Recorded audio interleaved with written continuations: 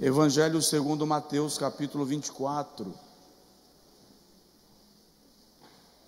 Nós estamos numa série de mensagens dentro do contexto da escatologia bíblica.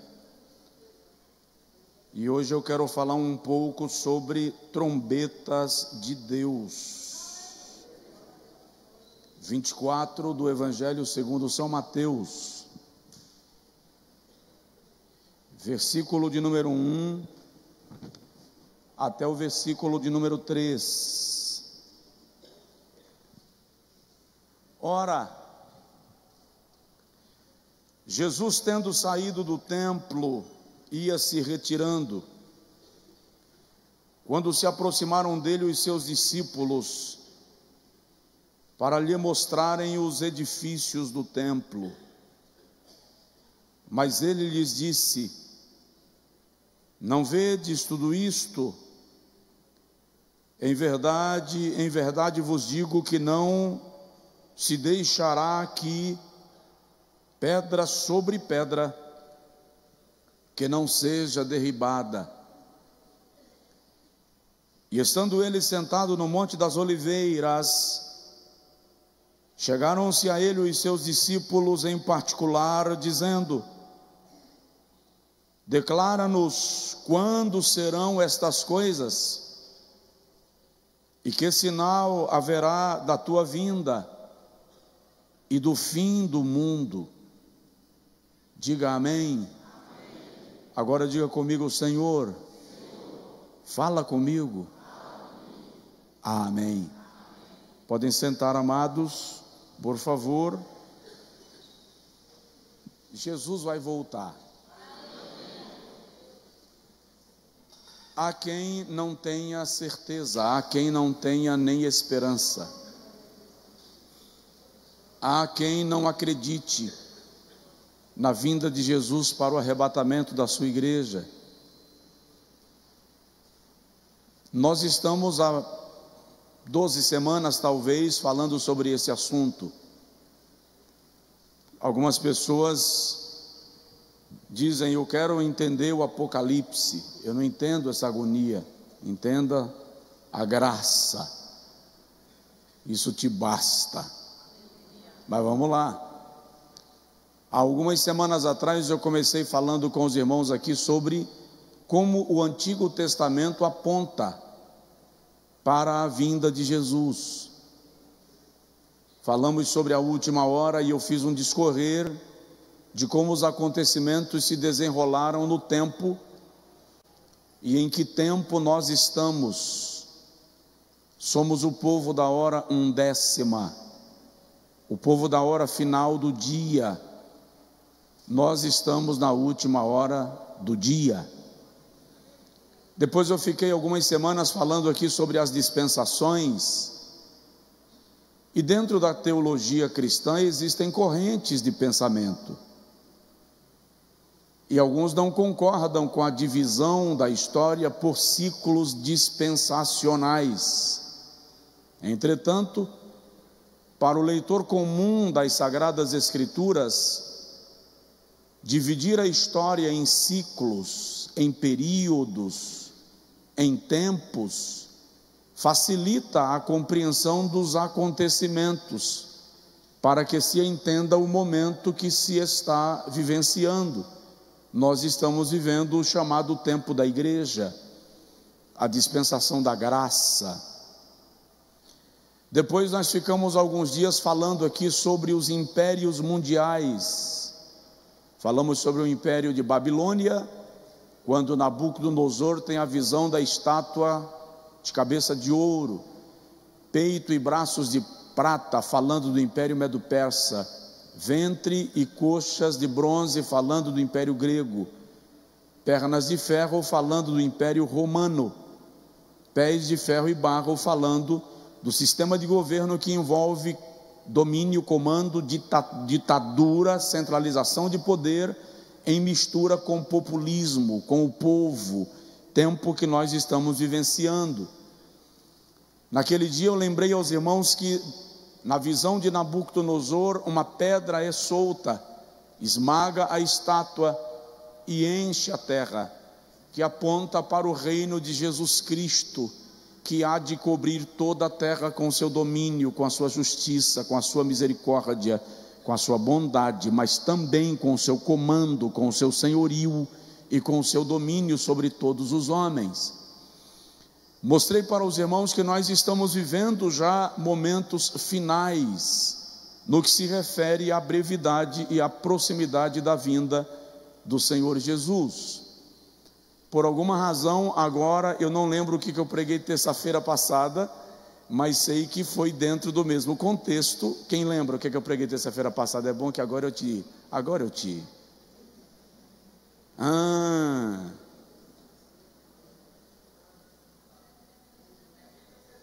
As 7 semanas, né? As 7 semanas proféticas de Daniel. E aí eu mostrei para os irmãos que nós estamos vivendo um hiato entre a 69ª semana e a 70ª, que aponta para o período da grande tribulação. Vou abrir um parêntese. Eu ainda enfrento uma sequela chata do Covid. Minhas lembranças antigas estão vivas, plenas. As lembranças recentes dão assim apagões, que eu preciso fazer pequenos exercícios para trazer de volta. Mas vai recuperar. Diz amém, vai. Se você não disser amém, eu vou ficar pensando que você não quer que eu recupere tudo. Vamos lá. Então, nós falamos sobre as 70 semanas de Daniel, e eu mostrei para os irmãos que nós estamos vivendo o tempo intermediário, que é o tempo da igreja. Hoje, eu quero conversar com os irmãos sobre como Deus manifesta, quais são os sinais que provam que nós estamos vivendo tempos finais.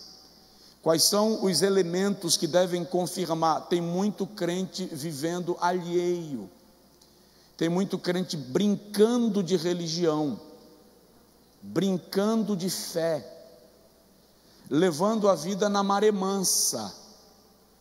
Eu disse aos irmãos outro dia, há um louvor muito antigo, de Cícero Nogueira. Eu ainda era menino quando esse hino ganhou espaço no ambiente evangélico brasileiro.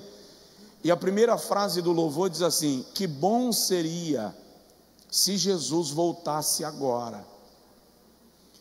Os crentes desta geração, presta atenção nisso, aqueles que se converteram da década de 90 para cá, ouvem falar de maldição hereditária, de prosperidade, de riqueza na terra, e pouco ouvem falar sobre doutrinas fundamentais da fé cristã. Estamos sendo treinados para a vida terrena, quando o escritor da epístola aos Hebreus disse que a nossa pátria está nos céus. Se tiver alguém do seu lado, diz para ele assim: nosso lugar não é aqui. Nosso lugar não é aqui. Jesus está no templo em Jerusalém. O templo havia sido construído por Salomão, destruído por Nabucodonosor, reconstruído por Esdras e Neemias, destruído novamente na invasão de Antíoco Epifânio. Os macabeus encabeçam um movimento de restauração do templo, de reconstrução do templo. Mas quando Herodes assume o comando do governo na Galileia, como rei Herodes, nomeado por Roma, Herodes não é bem visto entre os judeus. Ele é claramente rejeitado, até pela sua linhagem, pela sua origem. Ele não é judeu. Então Herodes, para ganhar a simpatia do povo judeu, constrói um templo fabuloso, de pedras brancas ou mármore branco. O historiador diz que de longe se via o reflexo do templo, quando o sol batia nas suas rochas, pedras que pesavam até 1 tonelada, faziam parte da estrutura do novo templo de Jerusalém, construído e edificado por Herodes. Os judeus estavam maravilhados. o culto havia sido restaurado. Tudo bem que havia um comprometimento sério. Nos dias de Jesus, tanto o sacerdócio quanto o ministério levítico havia se tornado cargo político. Era Roma quem nomeava o sumo sacerdote, bem como os levitas. Mas os israelitas estavam satisfeitos, afinal de contas o templo estava funcionando. Quando Jesus está em Jerusalém, os discípulos levam Jesus para conhecer o templo. E quando chegam lá, mostram para eles: estás vendo que coisa linda, coisa maravilhosa. É bom lembrar que Jesus morava na Galileia e não em Jerusalém. Jerusalém está na Judeia.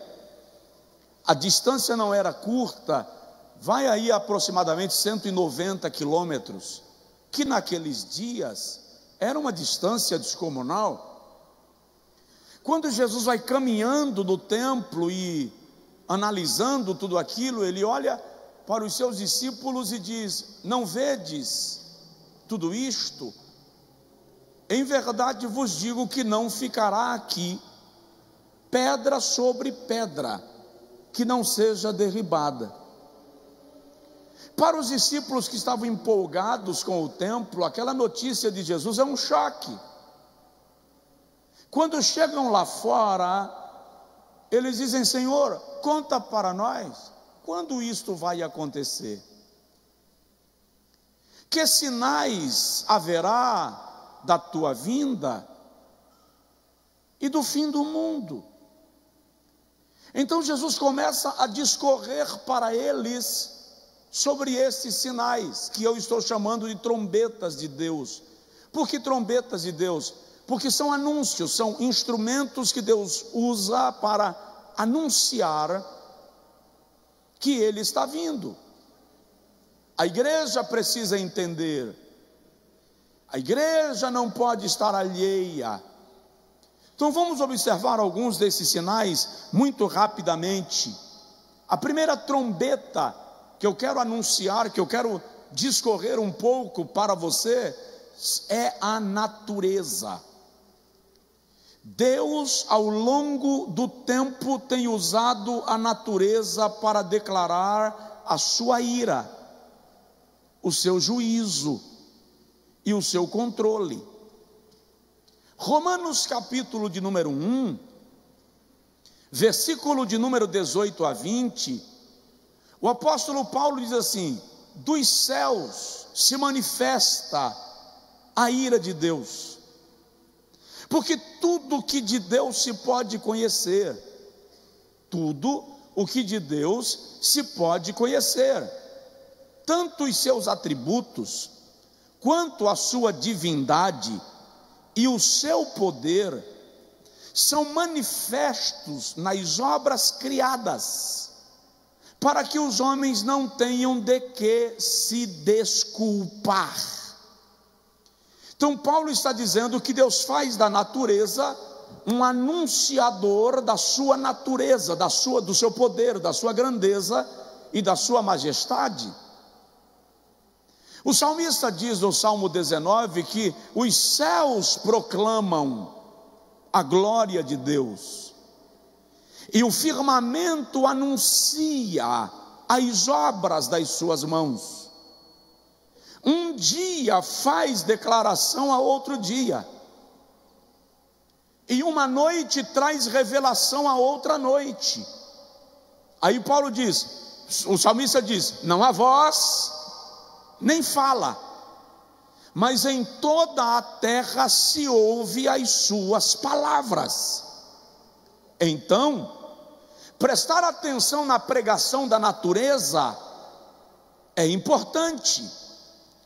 No Evangelho segundo Mateus capítulo 24, versículo 7, o Senhor Jesus diz assim: porquanto se levantará nação contra nação, e reino contra reino, e haverá fomes e terremotos em vários lugares. No Evangelho segundo Lucas, capítulo de número 21, versículo de número 11, o Senhor Jesus diz assim: E haverá em vários lugares grandes terremotos, e pestes, e fomes, e haverá também coisas espantosas e grandes sinais no céu. No versículo de número 25, o Senhor Jesus diz: e haverá sinais no sol, na lua e nas estrelas, e sobre a terra haverá angústia das nações, em perplexidade pelo bramido do mar e das ondas. Homens desfalecerão de terror pela expectação das coisas que sobrevirão ao mundo, porque os poderes dos céus serão abalados. Jesus está declarando para a igreja que um sinal de que ele está prestes a voltar é a natureza bradando. Tudo bem, você pensou, mas o tempo inteiro houve terremotos na terra, o tempo inteiro houve tragédias e catástrofes naturais. A questão não é esta. A questão é que a natureza está bradando cada vez mais frequentemente, cada vez mais audivelmente.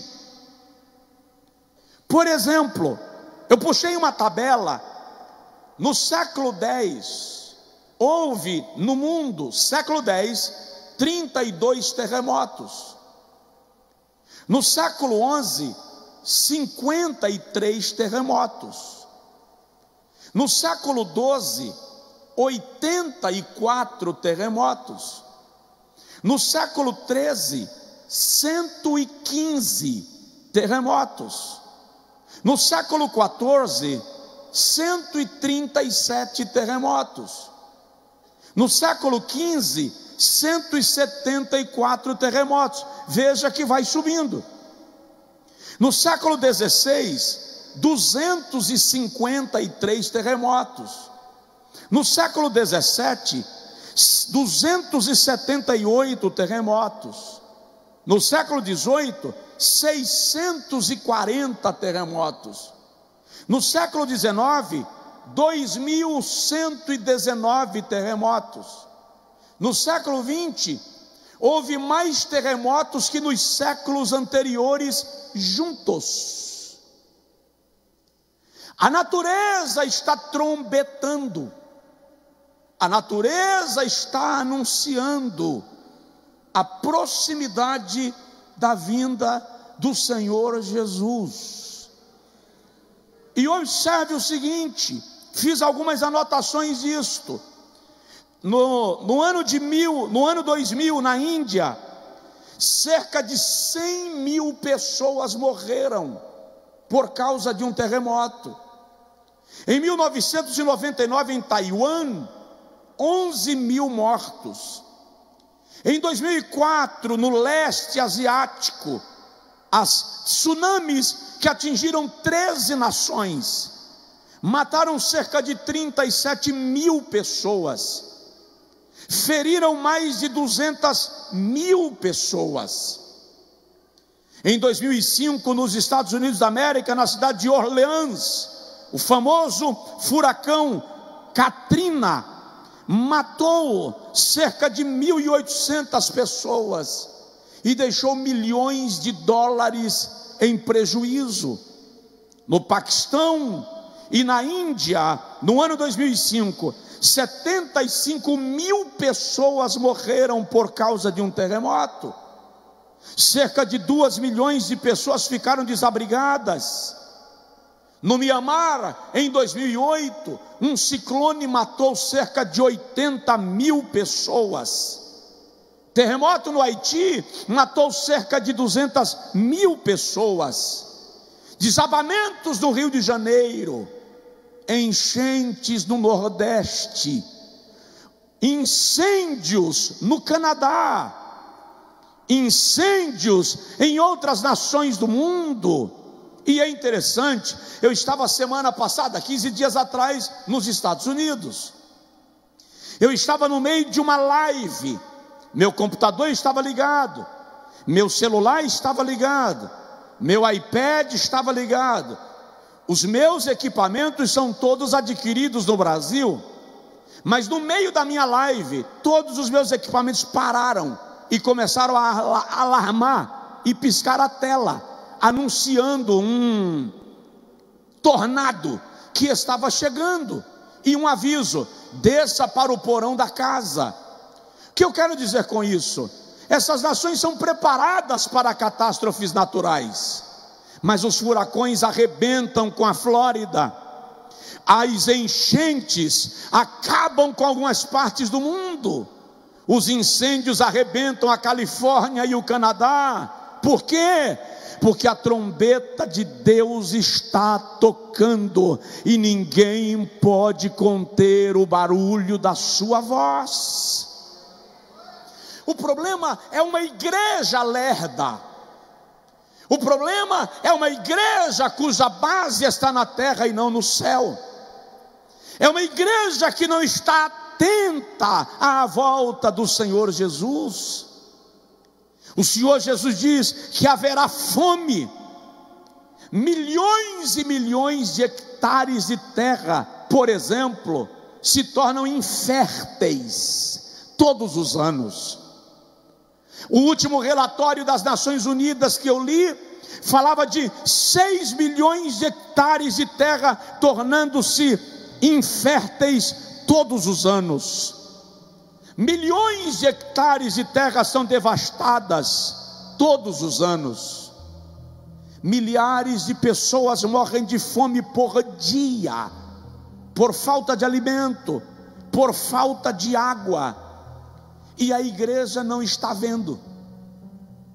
Eu não estou dizendo para você parar de se programar para uma vida confortável na terra, mas eu estou dizendo: trabalhe por uma vida confortável na terra, mas não esqueça de trabalhar pela vida eterna no céu.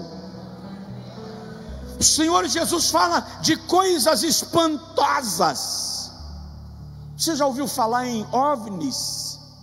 Extraterrestres, El Niño, Laninha, buraco negro, Triângulo das Bermudas. São coisas espantosas. A natureza está dizendo: Jesus vem, Jesus vem, Jesus vem. E digo para os irmãos: a terra vai começar a ver de maneira muito mais autêntica a mão de Deus movendo a natureza. A terra, os habitantes da terra começarão a ver sinais extraordinários. A mão do Senhor vai se manifestar de maneira cada vez mais visível, de maneira cada vez mais inconfundível. Ainda que o mundo não entenda, igreja, esteja atenta. Jesus está avisando a noiva: a hora do encontro está chegando, e eu estou descendo para buscar a minha igreja. Só quem crê pode dar glória a Deus. Celebre ao Senhor, você que está em casa. Segunda trombeta que Jesus anuncia, que denuncia a proximidade da sua vinda, é o padrão de moralidade do mundo. Os costumes estão em franca mutação. O certo já não é mais tão certo, o errado já não é tão mais errado. As verdades e os valores se tornaram relativos. O mundo, se você analisar o mundo de 30 anos atrás para o mundo que vivemos agora, você verá que em 30 anos nós mudamos uma era. Aquilo que era escândalo já não é mais. O inaceitável agora é aplaudido. O apóstolo Paulo, escrevendo a Timóteo na segunda carta, capítulo 3, versículo de 1 a 4, diz assim: sabe, porém, isto: nos últimos dias haverá tempos penosos, tempos trabalhosos, nos quais os homens serão amantes de si mesmos, desrespeitadores, desonestos, agredirão os próprios pais e mães, tendo aparência de piedade, mas negando-lhes o poder. Observe, vivemos uma geração que faz campanha de adoção de gato, cachorro e papagaio, mas não dá comida para uma criança faminta debaixo da maquise. Vivemos uma geração que processa alguém que porventura agredir um animal, mas que está defendendo a liberação do aborto. Eu não estou dizendo para agredir o animal, eu estou dizendo que há uma clara inversão de valores. Fala-se de uma média de 55 bilhões de abortos por ano no mundo. Destes, 25 milhões são chamados abortos clandestinos. Esta semana, uma senhora transmitiu em live, online, ao vivo, ela mesma provocando, fazendo o seu próprio aborto. E o título da live foi: venham acompanhar ao vivo o meu primeiro aborto online. Em que mundo nós estamos? Que geração é esta? Onde vamos parar? E presta atenção, isso não é um assunto de Brasil, isso não é um assunto de política brasileira. Esta é uma onda mundial, isso é global. O mundo está indo nesta direção. Todo o sistema de liberalismo do mundo e de progressismo. Pense que nações da terra, e isso inclui o Brasil, querem que crianças de 4, 5 anos tenham o direito de reivindicar cirurgia de mudança de sexo. Uma criança com 4, 5 anos não sabe diferenciar um chá do outro, não consegue na frente da internet discernir que desenho ela pode assistir e que desenho ela não pode. Está aprendendo a diferença entre mão esquerda e mão direita.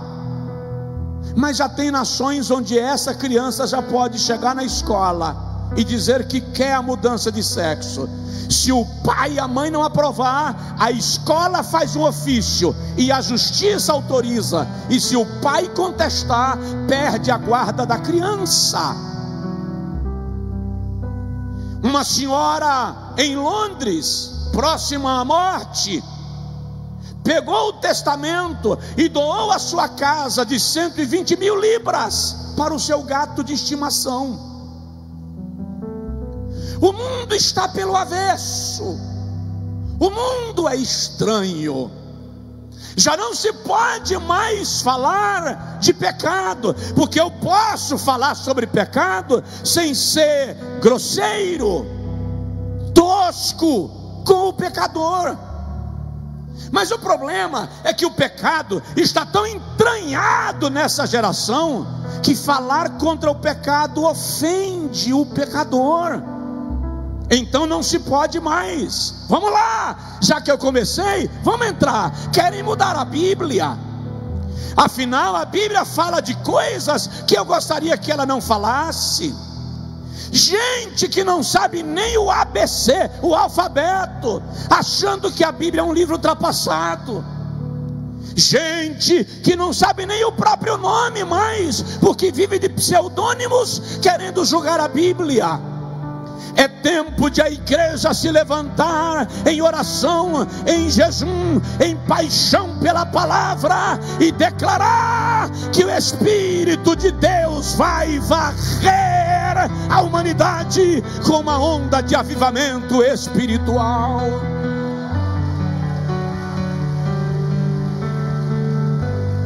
Mas olha só, não vai mudar, não vai melhorar, isso vai avançar, não vai reduzir, não vai retroagir, entenda isso. Isso vai continuar avançando. É uma onda violenta que prepara o mundo para o governo do anticristo. Jesus vai voltar.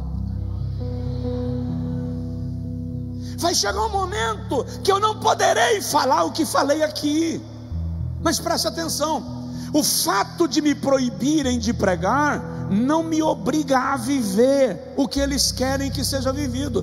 Então, ainda que não se possa falar no púlpito, ainda que isso gere problemas, não esqueça, você é noiva, você tem a essência de Cristo, o Espírito Santo habita na sua vida, em casa, onde você estiver, o Espírito de Deus nos conclama para o encontro com o noivo na glória.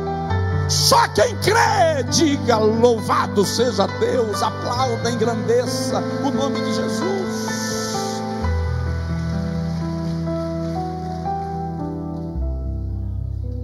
Esse é o mundo no qual estamos. Terceira trombeta que anuncia a vinda de Jesus: os sinais sociais. O mundo inteiro está em crise. Hoje eu pesquisei a ONU diz, Organização das Nações Unidas, que existem mais de 100 milhões de pessoas em situações de rua no mundo. Existem mais de 100 milhões de pessoas que não possuem um lugar para viver.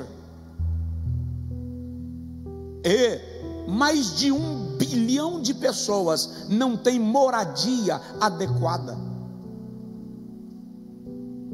Nós nos escondemos na nossa casa e perdemos a visão dessa realidade. Perdemos a visão deste mundo. Há no mundo mais de 192 milhões de desempregados. Cerca de 1.000 crianças morriam de fome por dia em 1992. Hoje, 17.000 crianças morrem de fome por dia. Ou seja, os recursos aumentam, a comunicação aumenta, a tecnologia aumenta, o conhecimento humano se multiplica, mas as tragédias sociais não recuam. O mundo geme. O mundo está gemendo porque mais de 10 milhões de pessoas sofrem com a fome e a desnutrição. Muitos sofrem perda de peso, de estatura e até retardamento mental por causa da desnutrição. E a Bíblia diz: haverá fome em vários lugares. O relatório das Nações Unidas diz que cerca de 1 bilhão de pessoas estão permanentemente, gravemente desnutridas. Você se alimentou hoje? Quem tomou café da manhã, levanta a mão. Glória a Deus. Você sabia que tem gente que não? Quem almoçou hoje, levanta a mão. Glória a Deus por sua vida e sua providência. Você sabia que tem gente que não? Você sabia que há lugares onde as pessoas saem cantando ratos, besouros, lagartos, tomando água com folha para sentir o sabor da folha? E o detalhe, Não está sob o nosso poder mudar isto, embora tenhamos que trabalhar aquilo que está em nosso alcance. Mas é um sinal da vinda de Jesus. Agora, olhe o que a Organização das Nações Unidas dizem, apesar desses relatos de fome que eu acabei de falar. Cerca de 1 bilhão e 300 milhões de toneladas de alimentos são jogados no lixo todos os anos. O mundo está morrendo de fome, mas 1 bilhão e 300 milhões de toneladas de alimento aproximadamente são jogados fora. No Brasil, cerca de 46 milhões de toneladas de alimentos são jogados no lixo todos os anos. Aí alguém me olha e diz: onde está Deus? Se Deus é amor, por que permite a fome? Ora, Deus é tão amor que fez a terra produzir o suficiente para alimentar a todos os seus habitantes, mas o homem não ama o seu semelhante. O homem é cruel, o ser humano é frio e ele se estraga a cada tempo. A ONU declara que cerca de 30% da população mundial está na linha de pobreza, e destes 8,4% está em extrema miséria. Se você não entende que isso é um sinal de que Jesus está voltando, então você ainda não entendeu a Bíblia. Repita comigo: meu lugar não é aqui.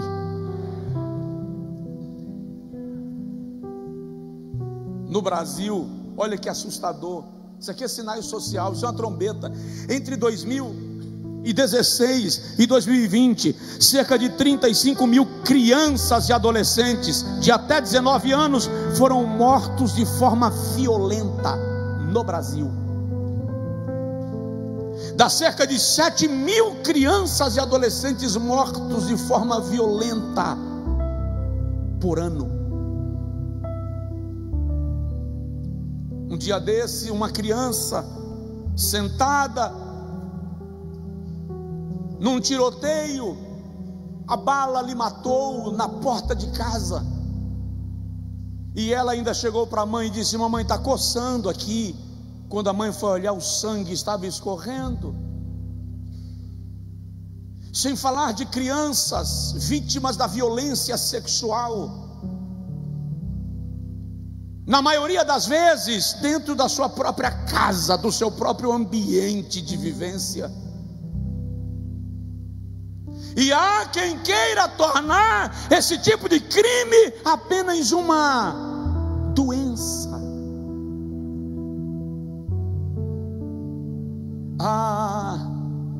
Vocês que estão aqui no templo, vocês que estão comigo no templo online, deixa eu explicar para vocês uma coisa, para vocês entenderem a situação do mundo. Deus proibiu Israel de oferecer os seus filhos, as suas crianças a Moloque. Deus poupou a Nínive só por causa das crianças. Todas as vezes que Satanás quis destruir um plano de Deus, ele atacou crianças. Basta lembrar do Egito, basta lembrar de Belém. No dia que Agar se afastou de Ismael para não vê-lo morrer, e o deixou no deserto chorando e foi para longe, a Bíblia diz que o Senhor chegou para Agar e disse: levanta, porque Deus ouviu a voz da criança. Se o mundo está pensando que Deus não está ouvindo o gemido destas crianças, o mundo está enganado. E no dia que a mão de Deus começar a esmagar o mundo, ouça o que eu estou lhe dizendo: Jeová vai sacudir a terra. Deus vai sacudir a terra. Você vai ver palácios de governos trincarem sob tremores de terra. vocês vão ver Deus exterminar homens repentinamente, antes ainda do arrebatamento da igreja, porque essas mazelas e misérias estão chegando às narinas do Todo-Poderoso, e Deus não é homem para que minta, e está escrito: tudo que o homem semear, isto também ceifará.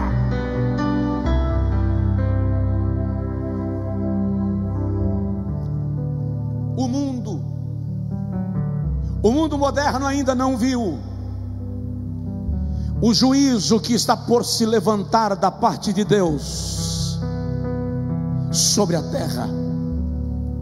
A natureza está bradando, a sociedade, os sinais sociais estão gritando: igreja, a igreja está dormente e demente.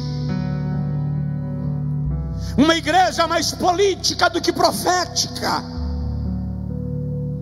uma igreja mais ideológica do que teológica,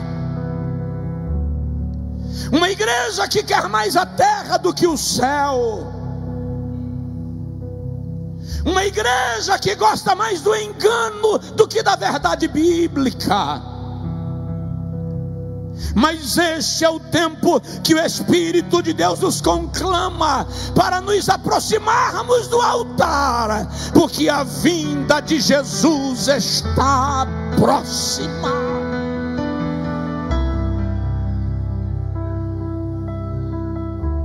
Relatório da ONU diz que são gastos em drogas, crime organizado, pornografia, jogos de azar, gastos militares, sonegação de impostos, crime financeiro, trilhões de dólares todos os anos, quando bilhões seriam suficientes para tirarem todos aqueles que estão em linha de pobreza do seu estado de miséria.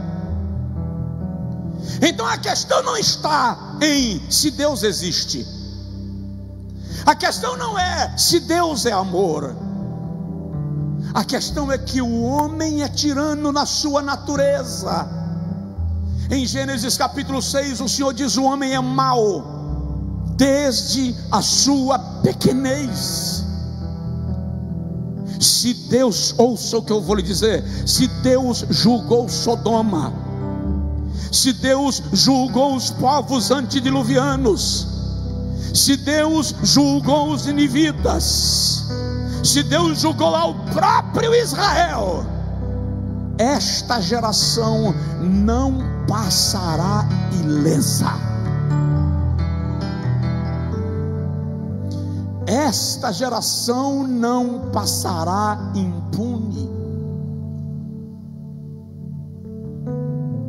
Basta nós lembrarmos, e é possível, foi ontem, cerca de 15 milhões de pessoas morreram, vitimados pela pandemia. Foi terroroso, foi terrível. Andei nas ruas de Salvador no período da pandemia, parecia uma cidade fantasma. Filhos arrancados dos braços dos seus pais e levados para internamento em isolamento, sem que os pais tivessem o prazer de acompanhar-lhes em seu processo de dor e de enfermidade.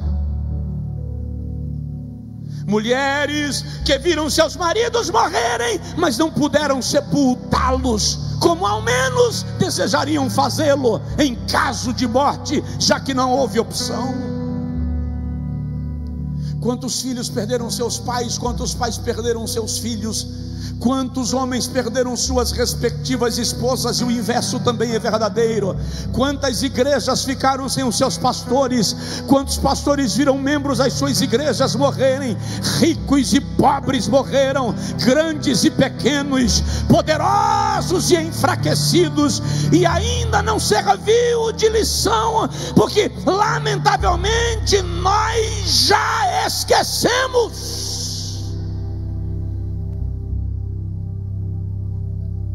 Ninguém fala mais nisso. Quem fala nos famosos que morreram? Quem ouve falar mais? O tempo passa, nós somos a chamada sociedade líquida. Morreu, outro ocupa o lugar e a fila anda. Não há mais o sentimento de luto. É um sinal claro de uma sociedade para quem o amor se esfriou. E quer saber o pior? O mais grave? A igreja está indo na onda. A igreja está indo na onda.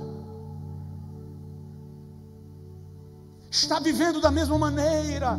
Não importa quem levanta e quem cai, quem sara e quem morre. Nós estamos lidando com a morte mais ou menos assim: vai em paz. Isso é um sinal de uma sociedade que se afasta de Deus, que está vendo as tragédias perto de si, mas isso não lhe incomoda. A minha fala nesta noite é para crente salvo, gente que crê no arrebatamento. A minha palavra é para quem está disposto a ir morar no céu. Se Jesus voltar hoje, você vai subir para a glória. Essa palavra é para você. Fique atento. Fique atento. Fique atento. Semana que vem, se Jesus não tiver voltado ainda, eu vou falar quando os sinais apontam para a igreja. Quais são os sinais dentro da igreja que indicam que nós estamos na iminência da volta de Jesus? Como está a situação espiritual da igreja? Mas deixa para terça-feira. Nós temos sinais da vinda de Jesus. Vamos pensar, e eu já estou concluindo, em sinais políticos. Você já parou para ver como está o mundo? Haverá guerras, nações contra nações e reino contra reino. Presta atenção, hoje existem cerca de 135 conflitos armados ao redor do mundo. Hoje a imprensa brasileira só fala de guerra da Ucrânia, da Rússia com a Ucrânia, que está se estendendo por aquela região da Europa. Mas existem cerca de 135 conflitos armados, e alguns com a mesma magnitude. A Nigéria está em pé de guerra. Essa semana, na África do Sul, um estádio lotado com milhares de pessoas gritavam: morte aos fazendeiros brancos. O velho apartheid ressurgindo na África do Sul. Na Ásia há conflitos, na África há conflitos, na América do Sul há conflitos. O Brasil vive uma guerra nas ruas e avenidas, e eu e você não vemos.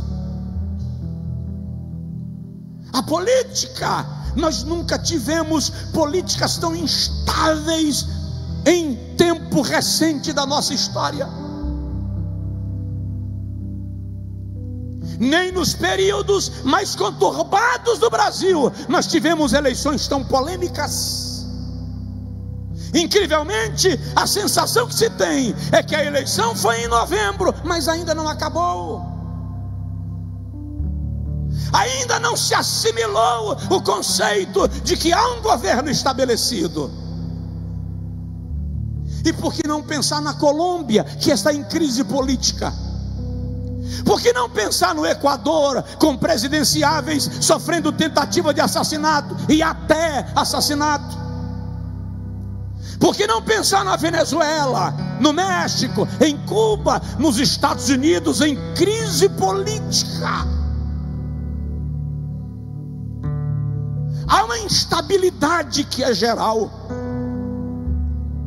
E a Bíblia diz: quando disserem a paz e segurança, lhes virá repentina destruição. E sinto no meu espírito lhe dizer: haverá confusão entre os governos e entre os governantes. Eles vão se perder, não saberão o que fazer. Por que isso, pastor? Porque existe toda uma preparação para que surja o homem do pecado, o cara das respostas, o iníquo, o homem das soluções. Quando os governos estiverem perdidos, Satanás vai providenciar o governo do anticristo, que terá resposta para todos os conflitos. Ainda bem, aliás, eu vou dizer com Lázaro, ele diz da glória, e eu digo aqui: ainda bem que eu vou morar no céu.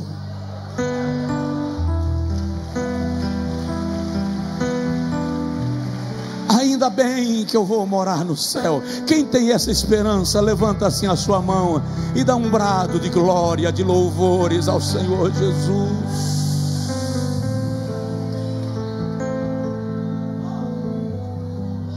Oh, Rabaganai, Chori, Amanso, Rabadagaragas.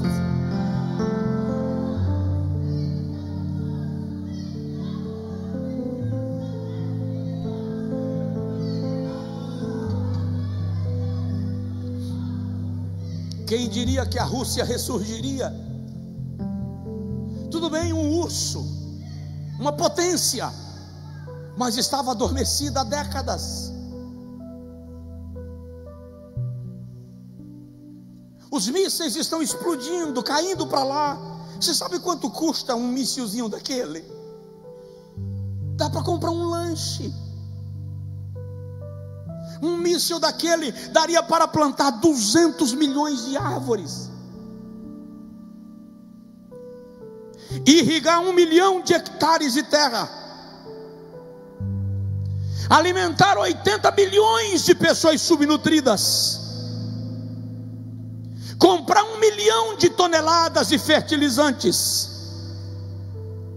construir 65 mil centros de saúde, ou construir 340 mil escolas primárias. Você faz ideia de quantos estão caindo na terra agora?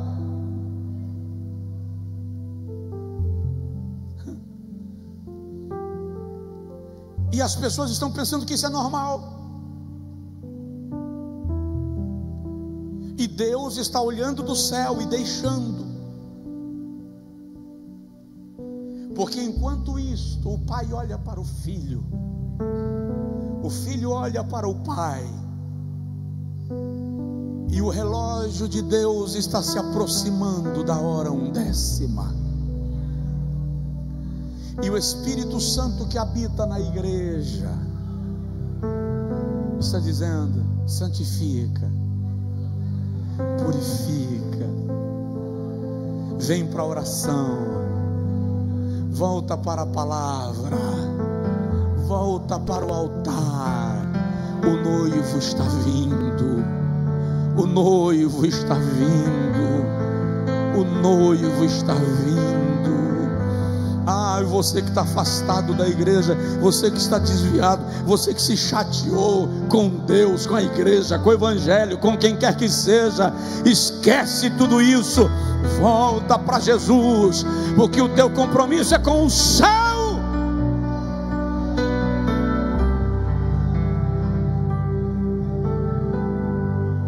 Eu vou terminar.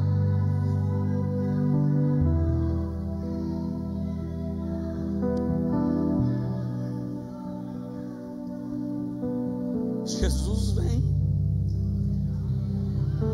Sabe, em dado momento, eu estudo a Bíblia há 33 anos, e na medida que você vai crescendo em conhecimento, se é que você cresce, eu acho que você diminui. mas você vai se tornando meio sistêmico. Eu já estava meio que questionando esse negócio de Jesus voltar. Será que é verdade? Será que não é assim? Cada um vai morrendo e vai levando. Eu não duvidei do céu. Eu só comecei a achar que a terra seria sempre como foi. Quem vai morrendo, vai morrendo. Por isso que eu digo que quando eu me desafio a pregar um tema, eu sou muito beneficiado, porque ele me leva a mergulhar em questões nas quais eu não pensava mais, ou as quais eu não conhecia, não via, não enxergava.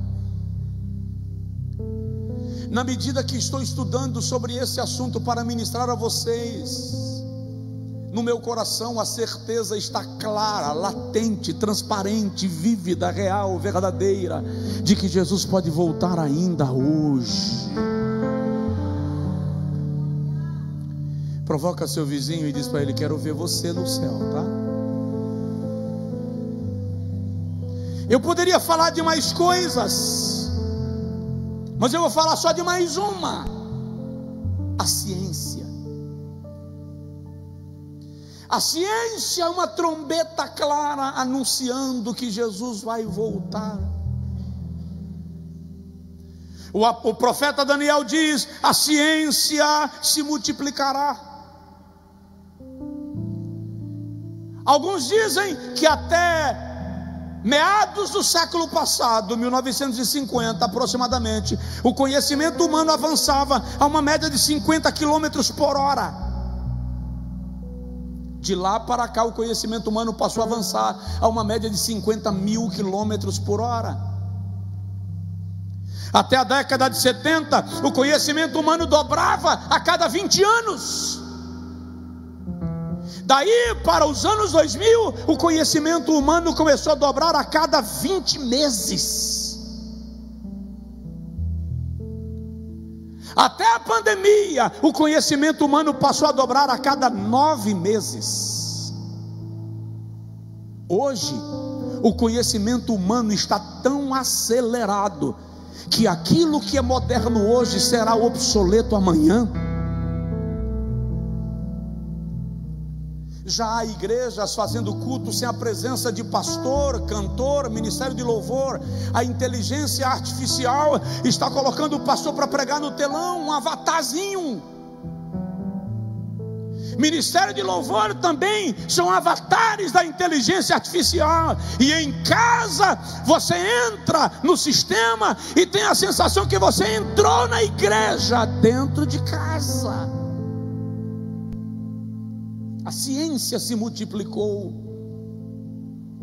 A tecnologia robótica está em níveis assustadores. A tecnologia dos veículos está fora de qualquer precisão. Em algum lugar do mundo, um investimento de aproximadamente $1 trilhão está desenvolvendo uma cidade completamente tecnológica. E a ciência é um claro sinal anunciando que Jesus vai voltar. Se você não acredita em mim, se você não acredita na Bíblia, olha para a natureza, olha para a sociedade, olha para o mundo, olha para a ciência.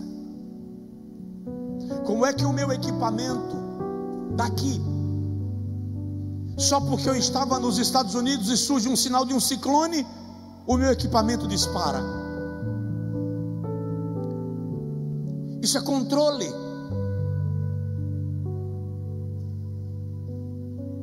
Outro dia meu celular pediu atualização e eu estava chateado e vou atualizar. Não, deixa isso aí, senão não dá conta de ninguém. Não quero atualizar. Quando eu acordei madrugada, que eu fui procurar para ver as horas, meu celular estava desligado, atualizando. Não precisa mais que eu permita. Atualiza sem a minha permissão. Você vai embarcar em alguns aeroportos do Brasil e do mundo hoje. Quando você vai passando, sua cara aparece numa tela, sua temperatura. Ou seja, o sistema sabe que você está se movimentando. A ciência se multiplicou, e se multiplicou de forma assustadora. E o detalhe, isso é ruim? Não. Isso anuncia que Jesus está voltando, só não esqueça disso. Que Ele está às portas, que a qualquer momento a trombeta vai tocar. Diga aí, eu não creio. E eu te digo, fica à vontade. Eu creio. E quando Jesus voltar, eu não vou poder te dizer, eu te avisei. Por que eu não vou poder dizer, eu te avisei? Porque eu não pretendo estar aqui. Eu pretendo estar na glória.